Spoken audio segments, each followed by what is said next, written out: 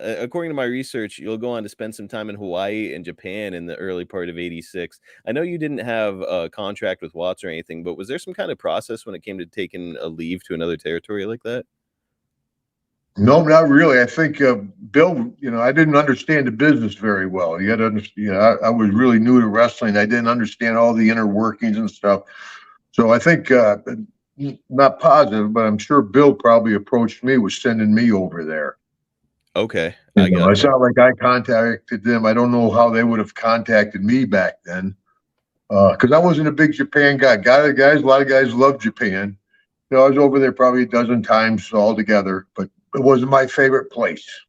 You're back in action with Sawyer. You guys will do a tape fist match, and on March 15th, he'll come out after you have a match with Rick Davidson and challenge you to an impromptu match, which you're going to win. Afterwards, though, it's what you were just talking about. He's going to chain you to the ropes and whip and choke you with the chain. I gave it away. That's all right. We can have spoilers. If after whatever 37 years, I think we can do spoilers. But actually, DiBiase and Steve Williams are going to come out and make the save for you. You can't gimmick getting whipped with a chain. So these are just real shots you're taking with a heavy chain. You sound like a brother. You sound like you're new to the business. So does it hurt? No, shit. Getting hit with a chain day at the office. What the hell? Oh, I like sore for days afterwards, or is your body kind of used to sort of the physical beating? Yeah, well, back then, you get, like I said, that's why you didn't have trouble in a bar fight. Every night you were being physically physical. Physically physical. I like that. That worked. But I mean, yeah, it was. But yeah, sure. But everything hurts. I mean, the big guys have feelings too.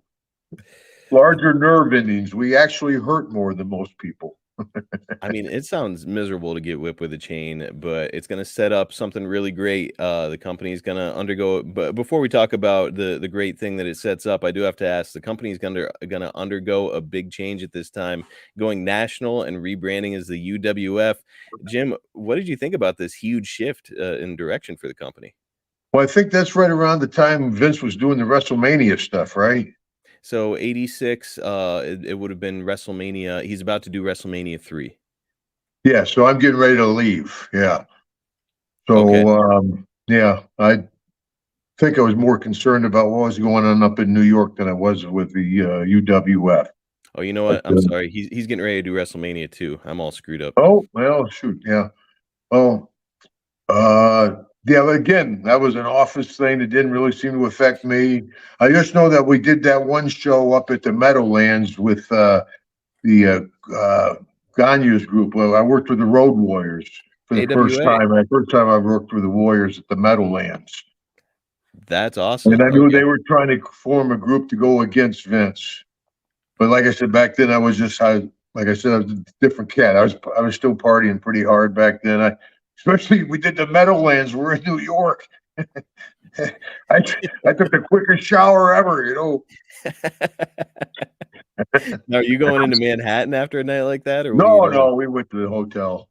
Oh, okay. That's where the real party is. Wrestler's honor. I'm sure that it's not exactly tame back at the hotel either. Yeah. And of course, back then you used to intercept pizzas. Somebody, a pizza delivery guy, becoming, "Oh, brother, thank God you're here. Here, $20 tip. Thanks a lot, man." You guys knew all the tricks. Well, look, speaking of the WWF and WrestleMania 2, Jake is about to make the jump at around this time, and he's actually going to take part in WrestleMania 2. He'll be there in time. When you see Jake, who's your buddy, leaving the territory, are you thinking like, geez, maybe I ought to give it some thought?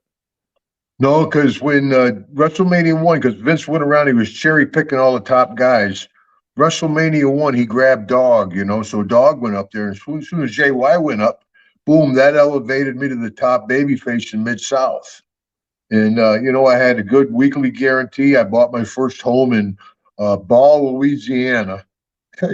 What a name for a town, right? Ball. It's always hard to ask a girl to come visit. Would you like to come to Ball?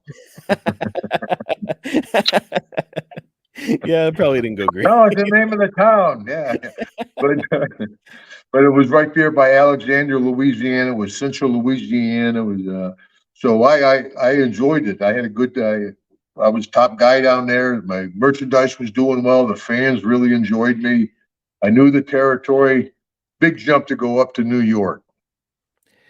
Big change, and I mean, it does kind of seem, like the path that they're on right now with the rock and wrestling at this era. It's like, they're going very commercial, very cartoon, where you guys are doing this blood and guts kind of shit down there in Mid South. I mean, when you're seeing the cartoony stuff that they're doing up there, are you kind of like put off by it, or what do you think when you're seeing what's happening? What do you mean? I think a lot of listeners are gonna hear that question and say, like, "Well, it's Jim Duggan, he had the crown and the cape, and he was doing the 2x4." It's like, guys, watch Jim Duggan from Mid South. He was a brawler, nasty, blood-soaked kind of a wrestler. Yeah, Mid South. Well, you don't last 40 years in the ring doing that Mid South stuff, neither. Yeah,